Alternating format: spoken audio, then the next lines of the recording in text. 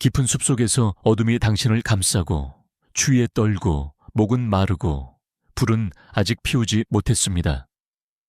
아무리 작은 실수라도 당신의 목숨을 앗아갈 수 있습니다. 이런 상황에서는 세대를 거쳐 검증된 생존 비법만이 당신을 구할 수 있습니다. 계속해서 읽으면서 할아버지가 저에게 남겨주신 최고의 생존 기술 35가지를 발견하고 생존 가능성을 바꿀 수 있는 조언을 얻으세요. 1. 다코타 불. 땅속에 숨겨진 불꽃 숲에서 보이는 불은 당신을 구할 수도 있지만 동시에 위험에 빠뜨릴 수도 있습니다. 할아버지는 저에게 2개의 작은 구멍을 나란히 파고 그것들을 지하 통로로 연결해야 한다고 가르쳐 주셨습니다. 한 구멍은 불을 피우고 다른 구멍은 바람이 들어오게 하는 용도입니다. 이렇게 하면 불은 강하게 타오르고 영인은 적게 나며 그 빛은 땅속에 숨겨집니다. 이것이 바로 다코타 모닥불입니다.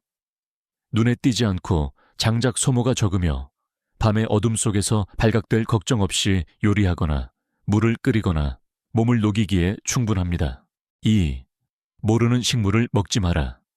물을 찾아라 배고픔이 찾아올 때 인간의 본능은 음식을 찾으려는 희망으로 열매를 따거나 잎을 맛보게 됩니다.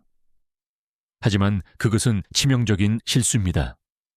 할아버지는 항상 상기시켜 주셨습니다.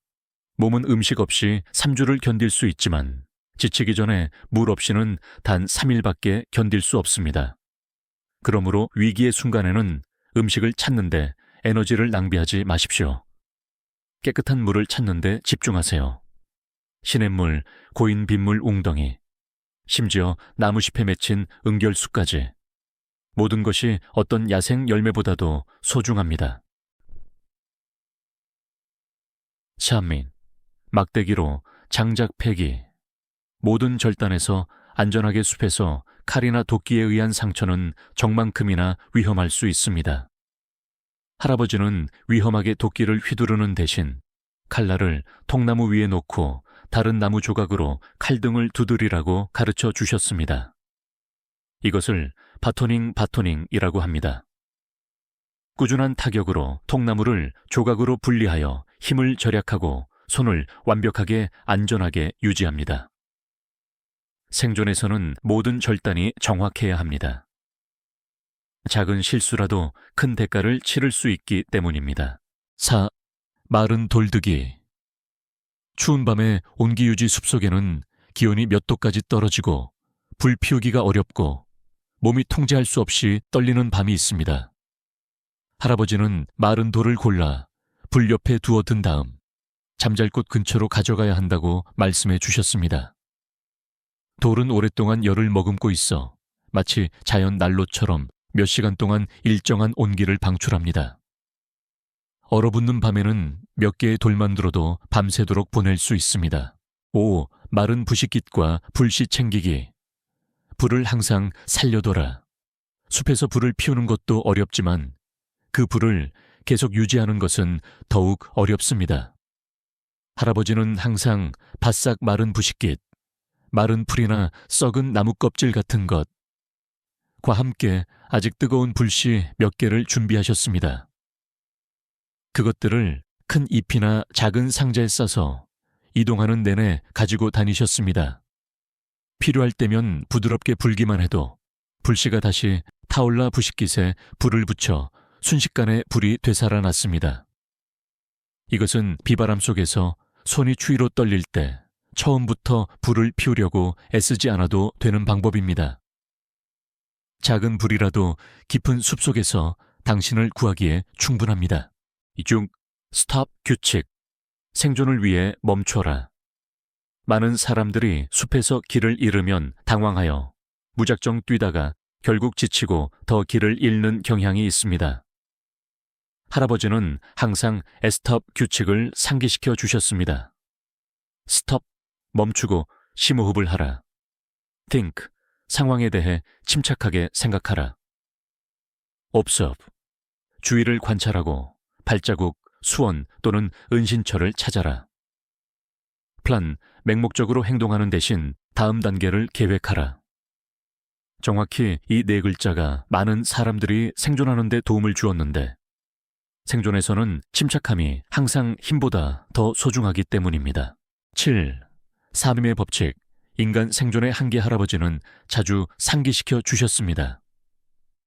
인간은 공기 없이 3분, 피난처 없이 극심한 추위 속에서 3시간, 물 없이 3일, 음식 없이 3주를 살 수 있습니다. 이 규칙을 잘 알고 있다면 숲에서 살아남기 위해 무엇을 우선시해야 할지 알게 될 것입니다.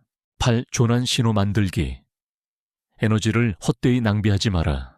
위험을 무릅쓰고 사냥을 하거나 정처 없이 걷는 대신 할아버지는 조난 신호를 만드는 데 집중하라고 조언하셨습니다. 일렬로 놓인 3개의 모닥불, 3번의 휘파람 소리 또는 3번의 거울, 섬광.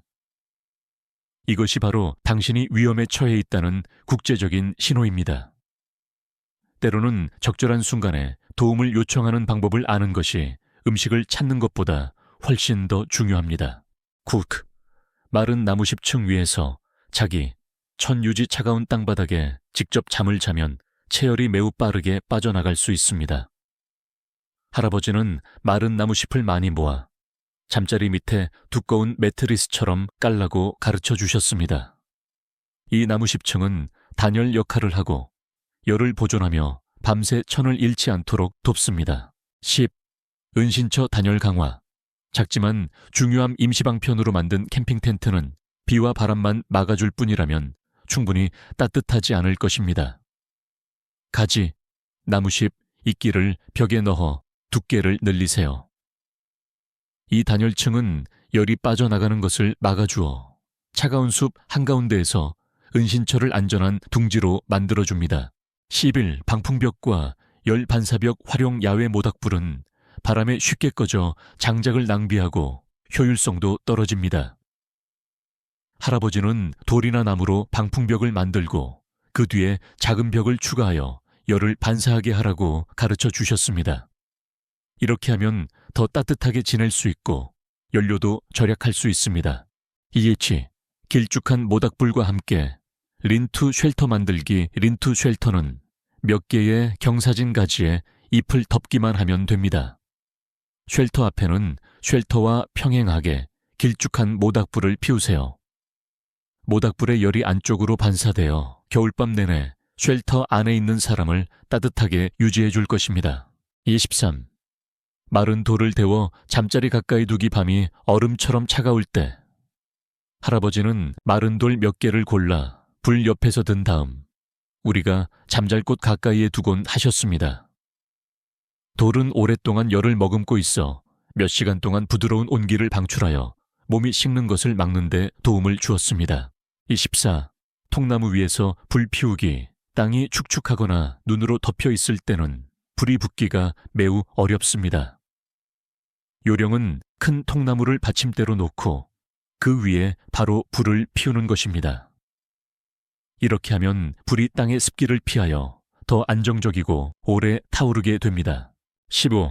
젖은 장작에 불을 붙이기 위한 페더스틱 만들기. 정글에서 젖은 장작은 불이 붙기 어렵습니다.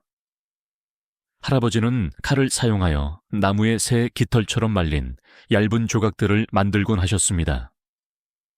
내부의 마른 나무 섬유는 쉽게 불이 붙어 불이 더 큰 장작으로 번지도록 돕습니다. 16. 자작나무 껍질, 버섯, 썩은 나무를 부식기수로 사용하기. 할아버지는 항상 가르치셨습니다. 작은 물건들을 과소평가하지 마라.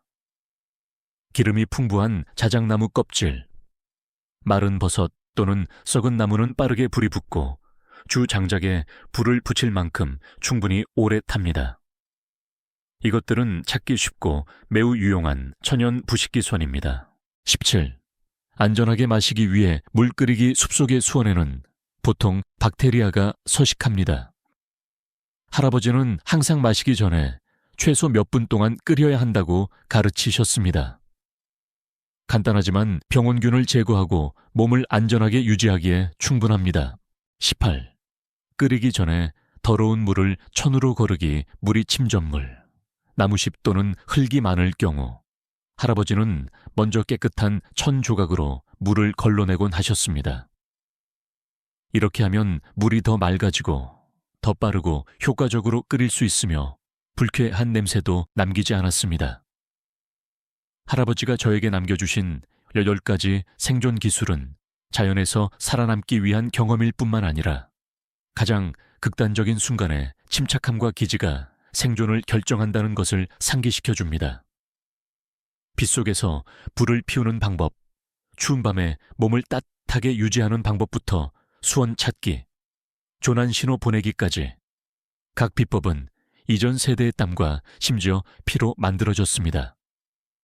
그리고 누가 알겠습니까? 언젠가 이 겉보기에는 단순한 것들이 삶과 죽음의 경계에서 당신을 끌어낼 밧줄이 될 수도 있습니다.